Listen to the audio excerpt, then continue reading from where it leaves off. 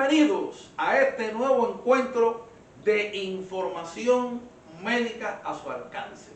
Reciban mi saludo cordial con mucho afecto. Soy el doctor Jesús Galarraga Proveyer, médico especialista en enfermedades de los pulmones, o sea, médico especialista en neumología.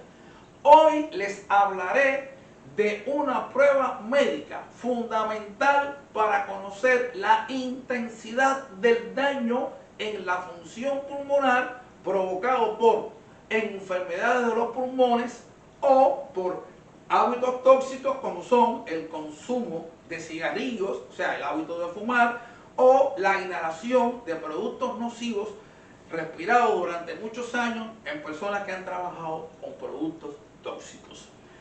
En más de una ocasión me han preguntado, doctor, me han indicado una prueba funcional respiratoria. ¿En qué consiste eso?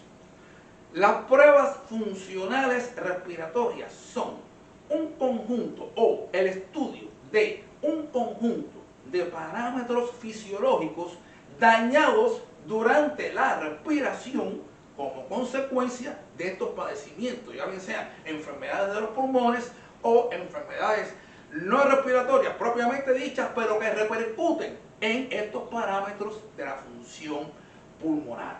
¿En qué consiste entonces? Bueno, pues me refiero concretamente a la espirometría.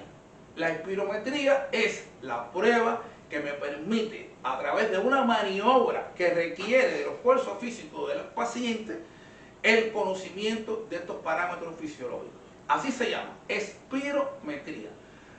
En esta espirometría estamos haciendo la determinación de la cantidad de aire que circula por el interior de las vías aéreas y la cantidad de aire necesaria para que los pulmones alcancen un determinado volumen de aire que a su vez garantice el oxígeno que debe llegar a todas las partes de nuestro cuerpo.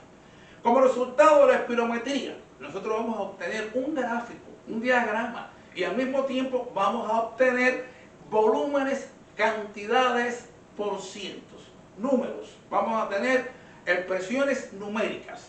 ¿Qué quiere decir? Que la cantidad esta que estamos estudiando de aire se va a expresar en por cientos. ¿Por cientos de qué? Bueno, pues por cientos de valores predichos, que son los valores normales en cada persona dependiendo de la edad, el sexo, el peso y la talla. Esa es la espirometría en esencia. El estudio a través de una respiración o a través de un esfuerzo físico respirando de estos parámetros fisiológicos. Y, por supuesto, de este modo, cuando nos dicen me van a hacer una prueba funcional respiratoria, tenemos que estar preparados para ir a un departamento donde se nos va a pedir que hagamos un esfuerzo físico. Recuerden, la espirometría, el estudio de las pruebas funcionales respiratorias, es un estudio que requiere el esfuerzo físico de la persona. Pero además, ¿qué más requiere? La comprensión, la concentración y la cooperación de la persona. ¿Por qué? Porque se le pide a la persona que llene sus pulmones de aire al máximo. Y posteriormente, una vez que han alcanzado los pulmones el máximo volumen posible, se le pide entonces que elimine la mayor velocidad del aire, la mayor velocidad posible el aire que introdujo previamente en el interior de los pulmones. En eso consiste este estudio. ¿Cuáles son entonces las alteraciones más frecuentes de la espirometría? Bueno, pues el daño por obstrucción, el daño por disminución de la expansión o el daño por pérdida del comportamiento elástico de los pulmones. Los pulmones han perdido su elasticidad ¿cuándo? Cuando la persona que ha fumado durante muchos años se mantiene, aún después del hábito de fumar, con falta de aire.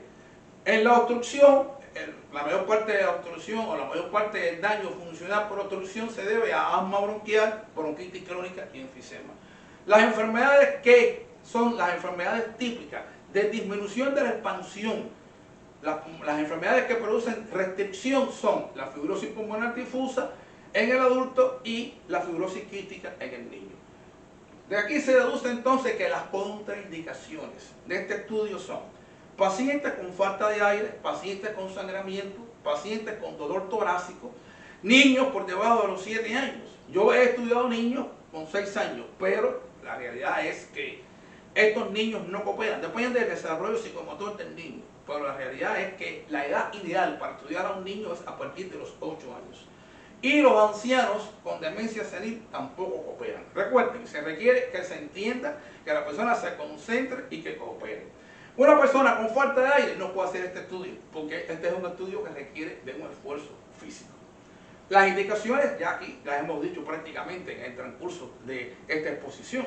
Personas con afecciones pulmonares, enfermos de los pulmones, personas con repercusión o con enfermedades que repercuten en los pulmones, enfermedades de la columna vertebral, la cifoescoliosis del niño, la cifosis del adulto, enfermedades del corazón como la insuficiencia cardíaca.